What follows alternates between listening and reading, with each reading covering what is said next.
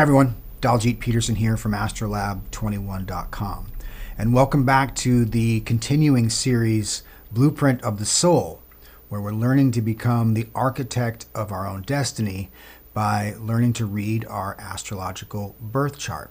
And real excited to be bringing this series to you. It's something, as I said, I've wanted to do for a long time. Haven't really had a lot of time to dedicate to it. My schedule opened up a little bit here, so I'm going to try to do as many of these as possible in the next couple of weeks. But hopefully you're following along and getting something out of it. I think this episode is going to be fantastic. We're going to cover a lot of ground as we talk about the elements. But before we dive into this, I just want to recap what we went over in episode 1, where we talked about taking an energy approach to astrology, right? And we talked about how everything is energy, right? That's what we've learned from our ancient ancestors. That's what our modern scientists are telling us, is that everything is an energy. Everything is a frequency. Everything is a vibrational pattern, including us. We are pure vibrational energy. And if we can learn to work with our energy, and we said how we use our energy greatly determines how we experience our lives, right? And so we started with this energy approach, and then we outlined what I determined as the big five principles in astrology that we're going to study in this course. And those 5 principles that we outlined were the elements, the signs, the houses, the planets, and the aspects. And then we went on to define each of these 5 principles in terms of energy and experience, right? And we borrowed these definitions from Stephen Arroyo's work, who was the first, in my mind, to really advocate for this energy approach. And so we defined each of the 5 principles in terms of energy and experience.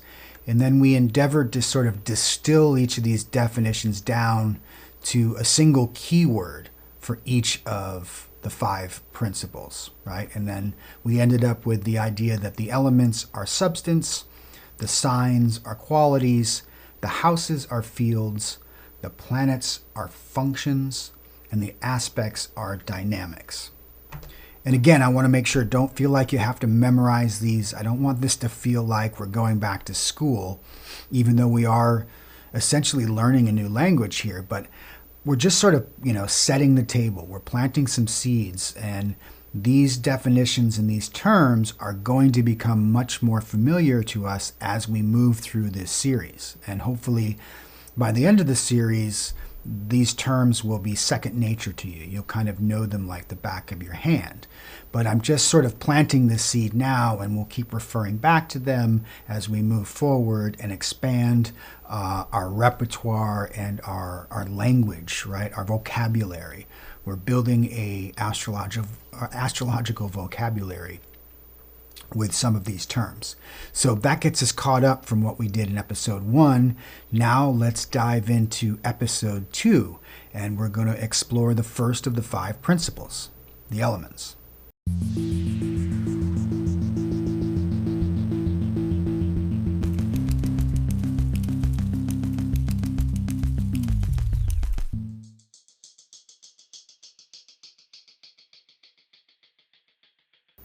All right, so the elements. Where do we begin?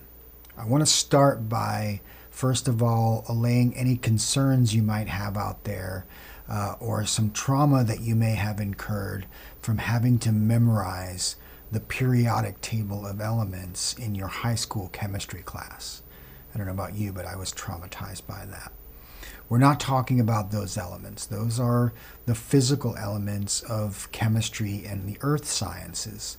What we're talking about here are metaphysical elements. These are archetypal elements, or even metaphorical elements. And what we're dealing with here with the archetypes and the elements is what the ancient Greek philosophers would refer to as the Platonic ideas, or the Platonic forms, right? It's almost like archetypes and the elements are these invisible entities through which everything comes into existence, right? They precede existence itself. Like everything in manifest creation is formed of and through these four invisible entities or containers or ideas or forms. They're pre-existing conditions of life, right? They're the ideas through which it comes. So that's one way of looking at the archetypes and of looking at the archetypes of the elements. So what are the four elements? Okay, well, they are fire, earth, air, and water. And I have them represented here as these four triangular symbols. And we're borrowing these symbols from alchemy. These are alchemical symbols. And we see that fire and air are both two upward pointing triangles, and earth and water represent two downward pointing triangles. And we'll talk a little bit more about the significance of that a little later on. But I want to show you, first of all, I just mentioned the Platonic forms in ancient Greek philosophy, and we're talking about alchemy. These may seem like outdated or antiquated forms of looking at the world, but I do want to show you how these concepts, these elements, are alive and well in the modern world. Anyone who's familiar with the tarot, for instance, will immediately recognize the four elements as being the four suits of the tarot: wands, which are fire; pentacles, which are earth; swords, which are air; and cups, which are water. And of course, the suits of the modern playing card deck are directly derived from the minor arcana of tarot and have been renamed as clubs, diamonds, spades, and hearts, respectively. Well, these are the four elements being encoded in our playing card decks. Likewise, modern physics has a reference to the four elements when you think of the four states of matter. We have plasma, solid, gas, and liquid, which is fire, earth, air, and water, respectively. Likewise, in biology, when we consider the four needs for human survival: warmth, food, air, water, the four elements once again. And we can even look to modern psychology, where we see from the Jungian perspective, who had the four personality types of intuition, sensation, thinking, and feeling. Of course, from this Jungian model, we get the Myers-Briggs personality test that we're all familiar with, as well as the more modern incarnations like the Enneagram and others that have sprung up in recent years. All of these models are actually built upon this elemental framework. This is the deep source code of a lot of the modern psychological thinking that we all are so familiar with. So really interesting to get under the hood here. So we see that the four elements are indeed, sort of alive and well in our modern world. They're sort of hidden in plain sight. And they inform just about everything that we do and everything that we experience in this world. So that's why we're starting with the elements. We're starting from this elemental level.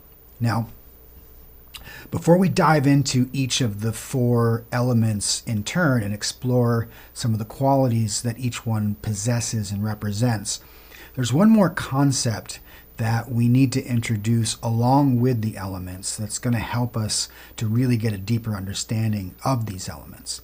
And that's the concept of polarity. And one of the best examples of this concept of polarity is this ancient Taoist symbol of the yin-yang, which I think we're all pretty familiar with. And it's a beautiful symbol that really encodes for us what this concept of polarity is all about. Because on the one side you have the yang, which is the masculine, active, projective, extroverted side of the equation. And on the other side you have the yin, which is the feminine, the passive, the receptive, and the introverted side. And just, real quickly, we should probably mention, using these terms masculine and feminine, they've become somewhat stigmatized a little bit in our modern conversation, if you will. And a lot of people are shying away from such distinctions, and sometimes for good reason. But I want to encourage us to continue to use these in this context, because when we talk about the masculine and feminine in astrology, we're talking about archetypes here, right? We're talking about the archetypal masculine and the archetypal feminine, right? The divine masculine, the divine feminine, the anima and the animus. These are archetypes. These are cultural symbols that are rich with historical and mythical meaning. Okay, so we could choose to ignore them, but I think we would do so it would be a disservice to the ancient art and science of astrology and to some of the deeper meanings encoded within this concept of polarity. So just keep that in mind, and if the concept of masculine and feminine offends you, just substitute yin and yang, and hopefully we can continue. Sound good? All right, so back to the graphic.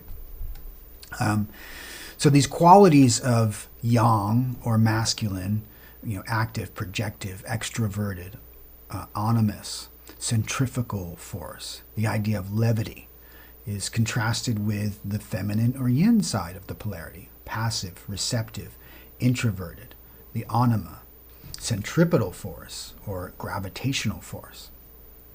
And the reason polarities is important to discuss in terms of the elements is that traditionally we separate the 4 elements into 2 sets of complementary pairs.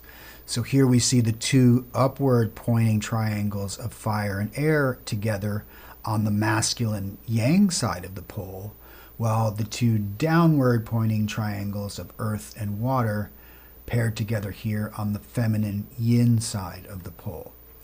So what we have are complementary pairs of elements. The fire and air both possess these masculine qualities, these yang qualities. They are active. They are projective.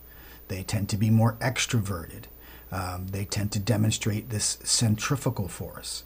They tend to display the quality of levity, right? If you think about both fire and air, they tend to want to move upward and outward, right? As opposed to the elements of earth and water, right? They're more of this feminine yin, passive, receptive, introverted quality, anima. Centripetal force, they have gravitational pull, right? We think of the earth as being grounded. It's the low point, right? And what do we know about water? Water always will seek out the lowest point. It keeps flowing down until it gets as low as possible. So earth and water are subject to gravitational force, while fire and air tend to respond to more levitational force, which is one of my favorite ways of actually making the distinction here between the polarities in these 2 elemental pairs. Now, one of the reasons I really like to use this symbol, this yin-yang symbol, is I think it is just such a rich illustration of what the essence of this concept of polarity is getting at. And part of the reason why I think we do ourselves a disservice if we endeavor to move away from this masculine-feminine distinction, because what this symbol encodes for us is that the 2 are actually inseparable. You cannot have one without the other. In the same way we cannot have day without night, we can't have masculine without feminine. We can't have active without passive. You can't have extroversion without introversion, right? And you think about just the elegance of this illustration, right? Here you have the yang energy, this white side of the symbol that is moving upward and outward in its very active, projective, energetic motion. But what do we have at the very heart, in the very center of the masculine of the yang is the black dot. It's the feminine, it's the yin, right? This is what Jung was getting at when he talked about the anima. The anima is the feminine that is inside of every masculine. Likewise, on the yin side, this passive, receptive, inward moving energy. What is at the heart of yin? It's yang, it's masculine, right? This is the animus. This is the man or masculine inside of every feminine or woman. So these concepts, what we get with the polarities is, yes, we're recognizing that there are polarities, that they are connected. But what our consciousness is allowing us to conceive of is the unity within the polarity, right? That we can see that they are intimately connected. And in some ways, I think the Taoist philosophy is in inviting us to sort of walk this very fine line at times between these two energies. Can we fuse them? Can we merge them? Because there is no really pure masculine or pure feminine. We don't get pure yang or pure yin. We're not going to find pure fire or pure air or pure earth or pure water. What we are going to see is some commingling of these properties. We are going to see a commingling of the elements, right? What we're saying is everything is manifesting through these elements in some combination. They are some combination of fire, air, earth, and water. They are some combination of masculine and feminine, of yin and yang. This is how we are going to start to understand astrology, how we're going to understand the zodiac signs, and how we are going to understand ourselves as personalities, and how we are going to understand our relationship to others, our relationship to the world, our relationship to the cosmos. So really deep and useful information encoded here, which is why we're starting with this elemental framework. Okay, so now let's move on and start to explore each of these elements in turn so we can get a much deeper appreciation about what they symbolize. And let's start with the element of fire.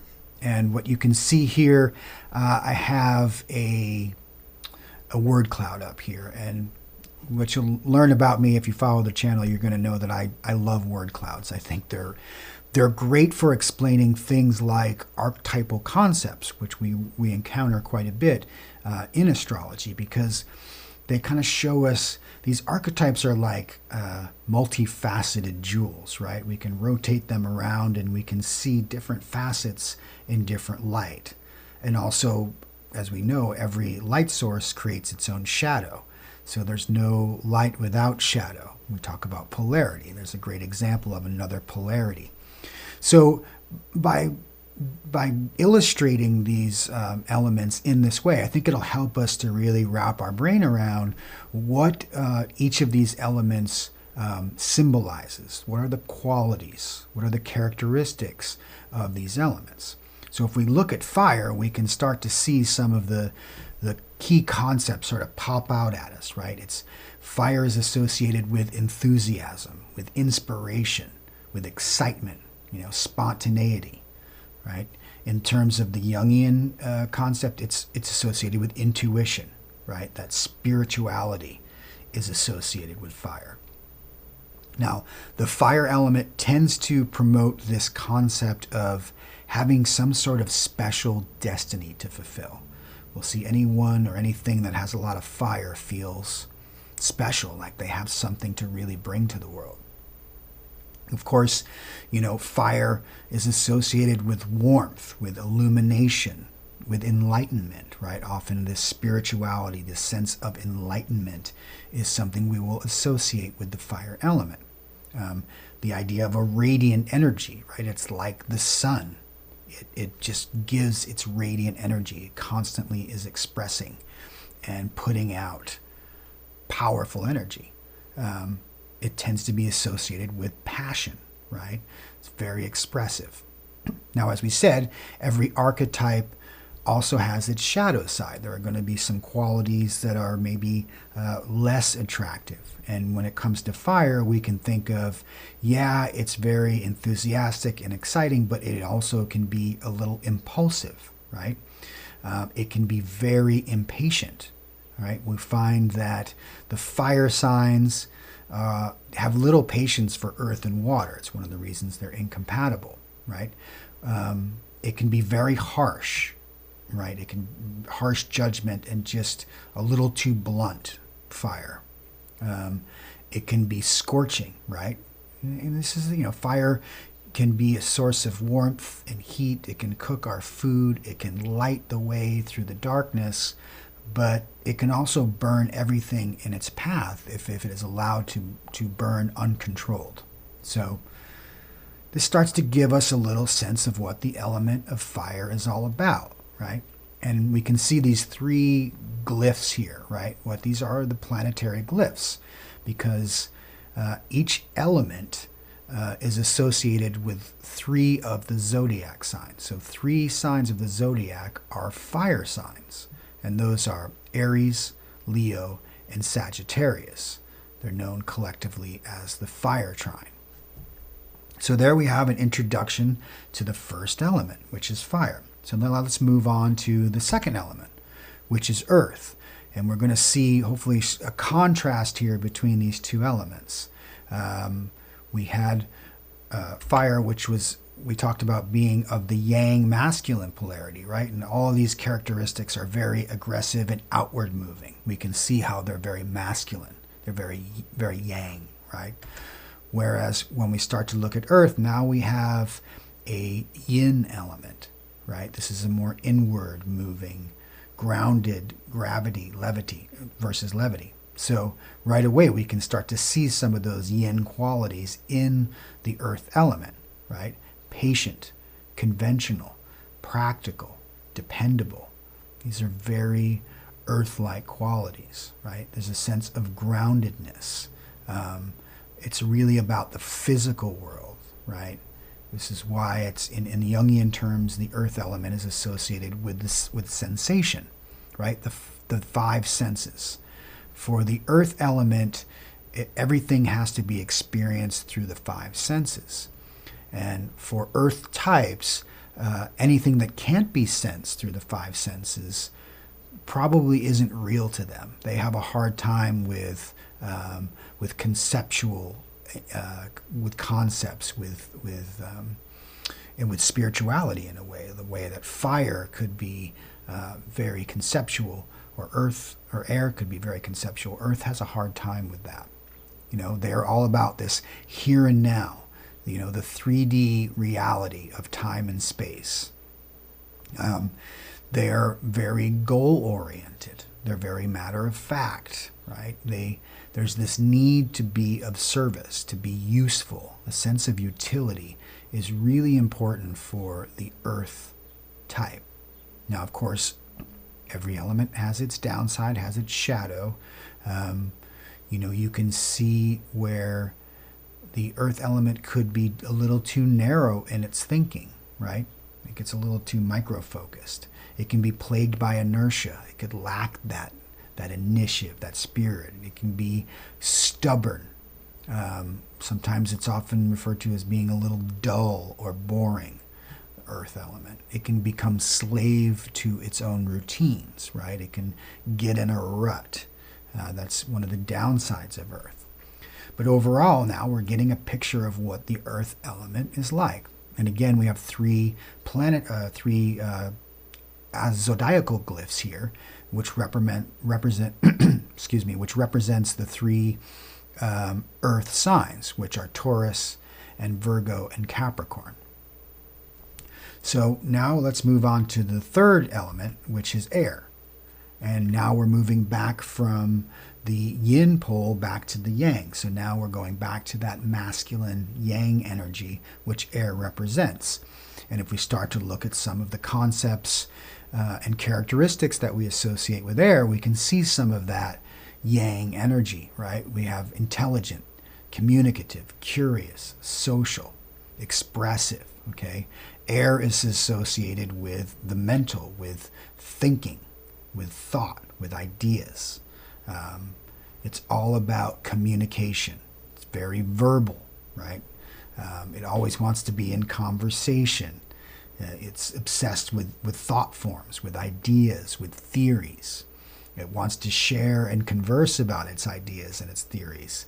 It's constantly wanting to learn new ideas. It wants to have the freedom to discover new ideas, new thinking, new connections, new friends, new forms of communication. It can be very clever. It likes to deal in the abstract, right? In contrast to what we just talked about with Earth. Earth has no interest in the abstract. If I can't see it, I can't feel it, I can't touch it, I can't taste it, it's not real to me. But the air element is quite at home in the abstract, because it's trying to get this objective view of the world, right? It wants to be rational. And of course, there's a downside to the air element. It can be too cerebral, right? It can be too much in its own head. It can get very ungrounded. The opposite of the earth. Earth is very grounded. Air is very ungrounded. It can be flighty and a little too high strung, right? It lacks that grounding.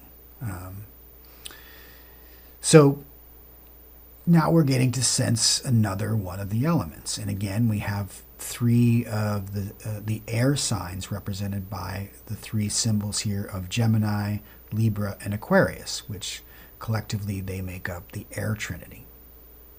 So now let's move on to the fourth and final element, which is water. And now again, we move back over to the yin feminine pole when we talk about water. And we can see some of those more receptive, introverted qualities when we look at the characteristics associated with the water element, right? It's empathetic, it's emotional, it can be psychic, it can be very compulsive, right? In terms of that Jungian notion of the feeling nature, right? Water is all about how does it feel, right? Water types are very much connected to their feelings. They're very sensitive. They want to love and be loved, right? They have there's a great depth to the water element. There's this desire to merge with the other, with the world, with everything, that sort of oceanic impulse, right? To realize that everything is connected and we're all part of this greater whole, right? Which gets into the sort of the unconscious. If we think about what the ocean represents symbolically, right? At the surface, the ocean looks very calm and serene, but beneath the surface, there's just all kinds of activity going on. You've got whales and sharks and jellyfish, and there's this whole world beneath the surface that we just can't see. That's the water realm. That's the water element. That's the unconscious. That's the depth that this element brings. Of course, it has its downside, like every other element, right? It can be suspicious. It can be secretive, right? It's very vulnerable. It can be possessive of some rather irrational fears. So it doesn't go without its downside. So that gives us a start. That's our first look at the four elements. And now we want to really look at how do these elements work together? How do they interact? What is the relationship between, we talked about having complementary pairs of elements, and then we have incompatible pairs. So if we go back to the graphics here, now we're seeing all four of these elements together in one image. And what we see here is we have the two yang elements, fire and air, on the left side, and the two yin elements, earth and water, here on the right side. And well, we talked about how the yang has that masculine quality, all these active, outgoing, extroverted qualities, while the yin represents the feminine, the passive, the receptive qualities, right? And these are complementary pairs. We talked about fire and air being complementary elements. And it makes a lot of sense when you think about it, right? Because, air feeds fire, right? What do we do when we're starting a fire? We fan the flames. We give it more air. The more air fuels a fire, right? Similarly, what do? We water the plants, right? Water feeds earth. These are complementary pairs. Now, if we go across, or diagonal, now we're getting into incompatible elements, right? Think about fire scorches earth, right? Air can freeze water, right? Water can put out fire. Earth can smother air. So some elements, so this gets us to the idea of compatibility along with, or complementary elements along with incompatible elements. And the incompatibles doesn't mean they're antagonistic, it just means they don't integrate as easily as the compatible elements do.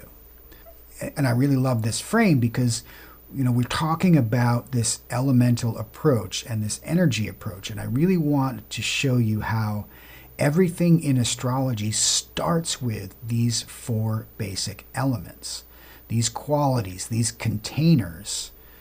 Everything that we're going to explore from here on out is born through these 4 primary elements, including the signs of the zodiac, right? And if we can see already how we talked about each one of these elements represents 3 of the 12 zodiac signs. So literally, when we explore the 12 signs of the zodiac, they are going to be born through this elemental lens. Okay, so now there we have it. We have set the elemental foundation for our understanding of astrology. And this is really important. This is gonna really bear fruit for us as we move forward through this series. We're gonna have a much deeper understanding and appreciation for instance, all the signs of the zodiac, which we're going to examine in the next episode. Because we've taken this elemental framework, we're going to see something emerge. We're getting this almost like the under the hood view of the signs of the zodiac. And it's something I really value. I often, it's very helpful to take things down to that elemental level to really understand what's going on in a birth chart, in a person's personality. You know, do they have more fire? Do they have more air? Do they have fire and air in lack or in lieu of earth and water? You're going to be able to see things emerge in a birth chart in later episodes because we've really started with this very deep and profound understanding of the elements. So I hope that's been helpful for you. I hope you've learned something from taking this walk through the elements. And again, we're covering a lot of ground in each of these episodes. We're introducing some new terms, some new languaging, right? We're expanding our astrological vocabulary, and we're going to continue to grow this. So don't feel like you have to absorb it all. We're going to take it step by step, and these terms, these concepts will start to integrate as we add to our framework, our viewpoint. And it's going to, as I said, it's going to bear fruit. So you'll see the rewards of our labor here in the next couple episodes when things really start to come together. And so we'll explore all the 12 signs of the zodiac in the next episode. I'm very excited about that. I think you're going to start to see things in a whole new way, which is going to be really exciting. So hope you'll join me for that. As always, if you've liked this information, if you like these videos, hit the like and subscribe button. Don't be afraid to hit that notification bell so you'll know when the next episodes in the series come out, as well as all the other content that I'm putting out on the channel. All right, folks, till next time. We'll see you then. Sat Nam.